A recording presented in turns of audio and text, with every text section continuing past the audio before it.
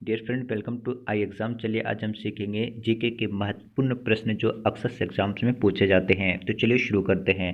पहला प्रश्न है, भारत में राष्ट्रीय युवा दिवस कब मनाया जाता है? ऑप्शन नंबर ए 5 जनवरी को, ऑप्शन नंबर बी 12 जनवरी को, ऑप्शन नंबर सी 18 जनवरी को, या फिर ऑप्शन नंबर डी 23 जनवरी को। तो हमारा ऑप्शन हो जाएगा ऑप्शन नंबर बी यानी कि 12 जनवरी को। ठीक है। अगर अंतर्राष्ट्रीय युवा दिवस की बात करें तो वो 12 अगस्त को मनाते हैं। ठीक है, अंतर्राष्ट्रीय युवा दिवस। ठीक है। अगर हम 23 जनवरी की बात करें तो 23 जनवरी को पराक्रम दिवस के रूप में मनाते हैं। अगला प्रश्न है, प्रश्न नंबर दूसरा, विश्व वन्य जीव दिवस प्रतिवर्ष कब मनाते हैं?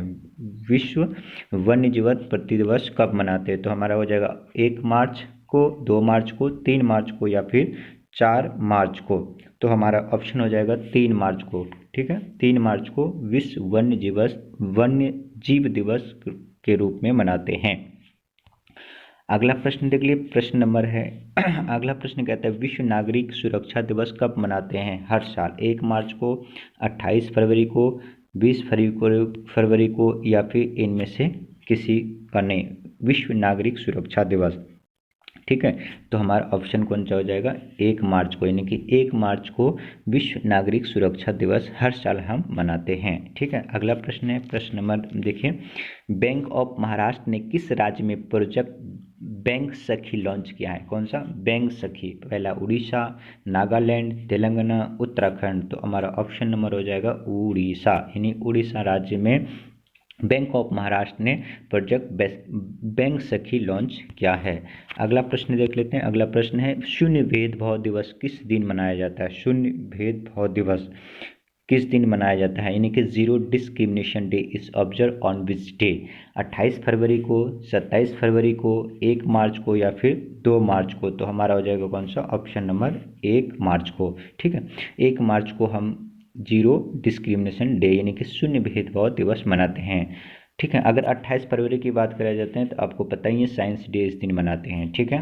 अगला प्रश्न देख लेते हैं। प्रश्न नंबर है, अगला प्रश्न, किस राज्य में शिवरात्रि के अवसर पर ज्योति अपरमणम समारोह का आयोजन किया गया? ठीक है।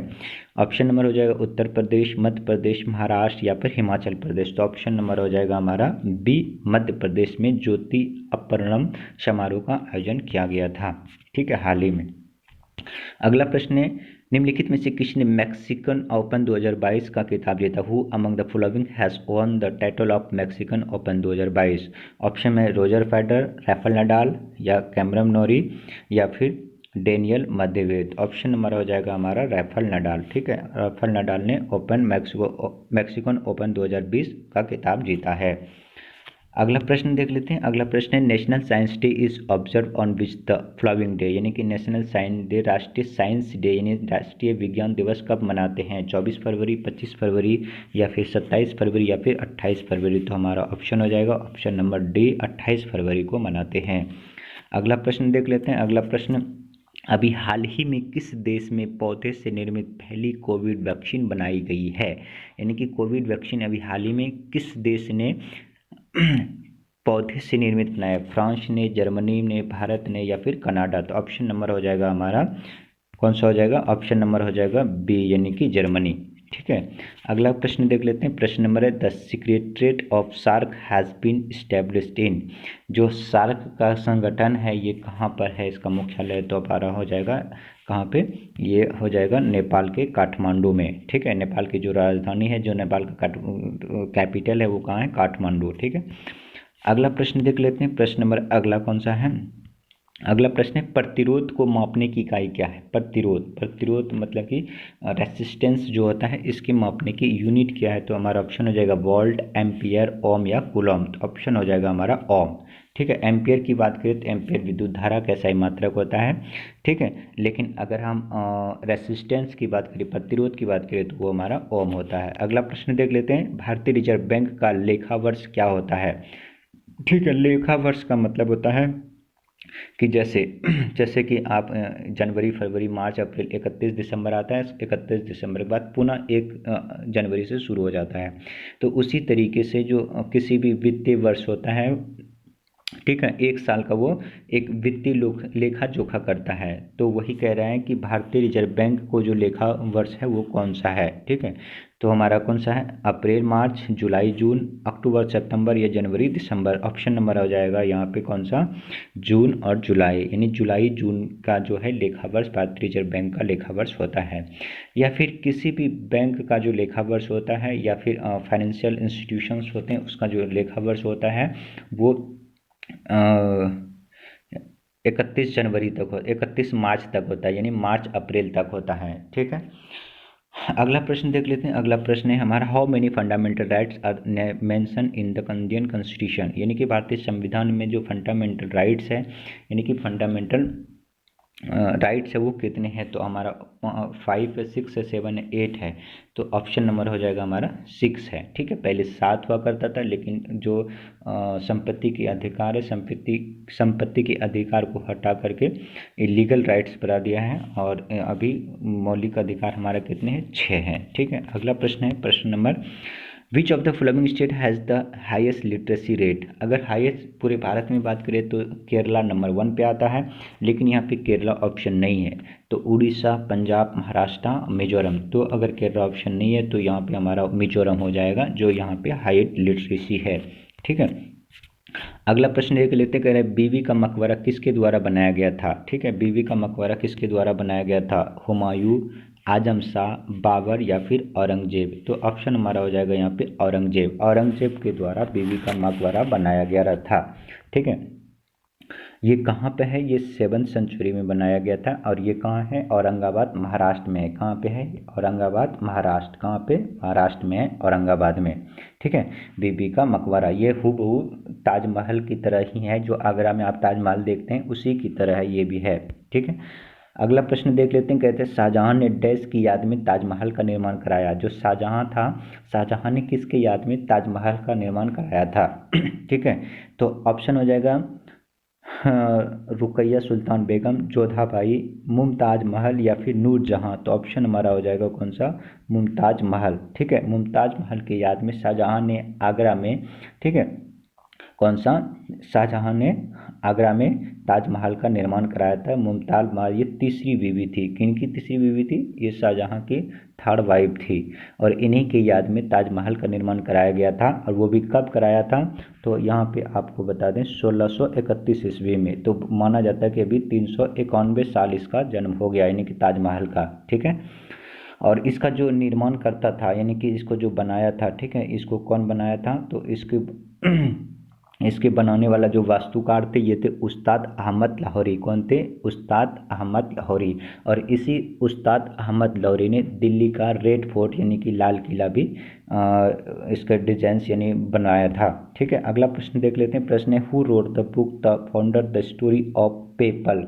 ठीक है, ऑप्शन नंबर आ जाए कैथरीन वाइट या फिर रवि मित्तल, सुरेश गायकवाड़ या फिर जिम्मी सोनी। तो ऑप्शन हमारा हो जाएगा यहाँ पे डी, जिम्मी सोनी। ठीक है, अगला प्रश्न देख लेते हैं। प्रश्न है, ए स्टोरी ऑफ श्री निकेतन नामक पुस्तक के लेखक कौन थे। ठीक है, प्रियम गांधी मौर्य, उमादास गुप्ता, जी के अशोक या सुरजीत सेन गुप्ता। तो ऑप्शन नंबर हो जाएगा हमारा यहाँ पे ए, प्रियम गांधी मौर्य। ठीक है, अगला प्रश्न देख लेते हैं। अगला प्रश्न है कौन सा, ताज महोत्सव का आयोजन प्रतिवर्ष आगरा में किया जाता है, वर्ष 2022 का आयोजन दिनांक क्या था। यानी कि प्रतिवर्ष जो आगरा का ताजमहल है वहाँ पे ताज महोत्सव का आयोजन किया जाता है, तो वो कब किया जाता है। तो यहाँ पे आपको बता दें 18 से 27 फरवरी, 4 से 20 फरवरी, 20 से 29 या 17 से 24। तो ऑप्शन नंबर हो जाएगा यहाँ पे ए, 18 से 27 फरवरी। ठीक है, अगला प्रश्न देख लेते हैं। अ नेशन टू प्रोजेक्ट नामक पुस्तक की विमोचनकर्ता कौन है। यानी a nation to project, Amit Shah, Mansukh Mandaviya या फिर वेंकैया नायडू या फिर स्मृति ईरानी। ऑप्शन नंबर हो जाएगा हमारा मनसुख मांडविया। ठीक है, जो अभी हाल में कौन है, ये मनसुख मांडविया, ये स्वास्थ्य मंत्री है।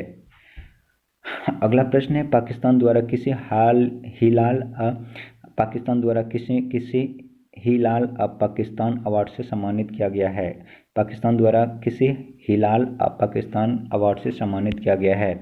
ऑप्शन है जेफर बोजेस, पराग अग्रवाल, लता मंगेशकर या बिल गेट्स। ऑप्शन हो जाएगा हमारा बिल गेट। ठीक है, अभी आपसे ये भी पूछा जा सकता है, हाल ही में लता मंगेशकर का निधन हो गया, इनको ज्ञानपीठ पुरस्कार से सम्मानित किया गया था, कब। ठीक है, ज्ञान, इनको भारत रत्न से 2000 में इसको भारत रत्न दिया था। ठीक है, पराग अग्रवाल अगर पूछे तो ये कौन है? पराग अग्रवाल ये अभी सीईओ है। किनके हैं? तो आप कमेंट बॉक्स में बताएं किनके सीईओ हैं। अगला प्रश्न है, किसान मोबाइल ऐप किस आईआईटी द्वारा लॉन्च किया गया है? किसान मोबाइल ऐप तो यहाँ पे हो जाए IIT Mumbai, IIT Kanpur, IIT Roorkee, IIT Kharagpur. तो ऑप्शन हमारा हो जाएगा कौन से? आईआईटी रुड़की। ठीक है। अगला प्रश्न, विश्व पेंगुलिन दिवस प्रति वर्ष कब मनाई जाती है? तो विश्व पेंगुलिन दिवस 17 फरवरी, 18 फरवरी, 19 फरवरी या 20 फरवरी। तो आपको बता दें, प्रतिवर्ष पेंगुलिन दिवस जो है ये फरवरी महीने की तीसरे शनिवार को मनाया जाता है। जो 2022 में, यानी कि 2022 में भी जो मनाया गया है, ये मनाया गया है तो 20 फरवरी को। ठीक है। अभी हाल ही में रवीश तिवारी का निधन हो गया है। वो कौन थे? यानी ओलंपियन थे, अभिनेता थे, पत्रकार थे या फिर डांसर थे? तो ऑप्शन नंबर हो जाएगा हमारा वो पत्रकार थे। ठीक है। अगला प्रश्न देखते हैं, अभी हाल ही में किस राज्य का 36वां स्थापना दिवस मनाया गया है? तो ऑप्शन अरुणाचल प्रदेश, सिक्किम, गोवा, झारखंड। तो ऑप्शन नंबर हो जाएगा हमारा सिक्किम। अगला है, बजरंग पूनिया निम्नलिखित में से किस खेल से संबंधित है? बॉक्सिंग, स्विमिंग, वेटलिफ्टिंग या फिर रेसलिंग। तो ऑप्शन नंबर हो जाएगा हमारा डी, रेसलिंग। ठीक है, रेसलिंग से उसका संबंध हो जाएगा। कौन? बजरंग पूनिया। अभी हाल ही में इसको 2021 में वो कौन सा पदक जीता है? उन्होंने स्वर्ण पदक जीता है बजरंग पूनिया ने। ठीक है। अगला प्रश्न देख लेते हैं।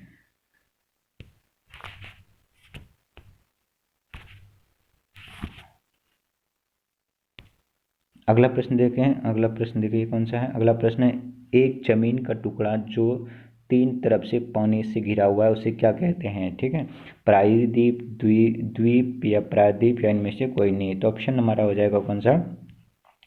प्रायद्वीप। ठीक है, एक अगर कोई जमीन का टुकड़ा है तो एक जमीन के टुकड़े अगर तीन तरफ से पानी गिरा हुआ है तो उस टुकड़ा को कहते हैं एक प्रायद्वीप।